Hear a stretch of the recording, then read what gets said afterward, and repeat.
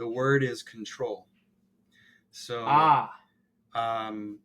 so in the example I just gave with Matthew chapter 6 and God providing for all your needs, it's the same. I'm going to say this and one thing after, but they're both related to control.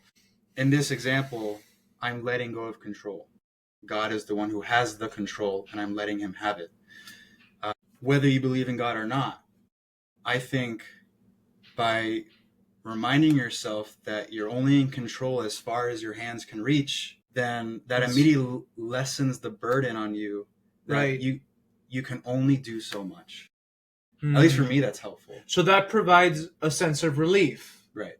Understanding that you're finite and you're limited. And I think that even people with many different perspectives can acknowledge that there are many things outside of their control.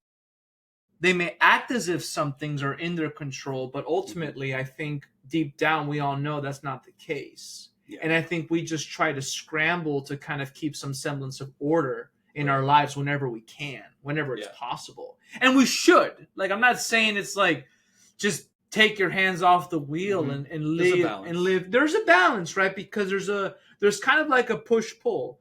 Like, I'm reminded of, there's a very silly example, but if you try to go straight across, you see my hand lifted, right? Like, even just going straight, like there's a minor variation. But if I this is called opponent processing. If I stick my hand in front of my finger and I push, it actually keeps my arm more level.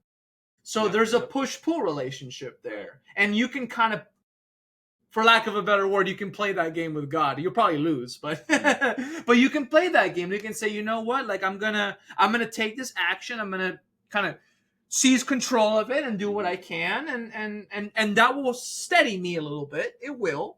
But there's also things that even when you do that, it still won't work. Right.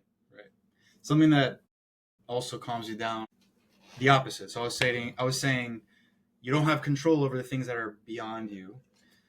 And it's just a very simple analogy to just say, physically beyond my hands, everything's outside of my control. Of course, analogy only goes so far. But anyway, it's not where I want to focus. Actually, I want to mention the opposite. So it can be helpful, at least for me, to, when I'm overwhelmed, to say, okay, let me take control of one thing that is in front of me that is manageable, that's controllable, that will help. Am I tired? Okay, take a break, lay down.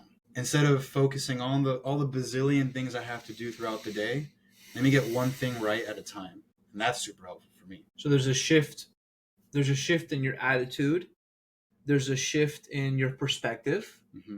There's a shift in your strategy, right? Yeah. There's a shift in many things. And I'm reminded of, this is going to be somewhat random, but we both watched this anime called My Hero Academia. Mm-hmm. And there's a quirk that the main character, Izuku Midoriya, gets, which is called Gear Shift. And what that allows him to do is it allows him to change the direction of any object, like speed it up, control the speed, change the direction.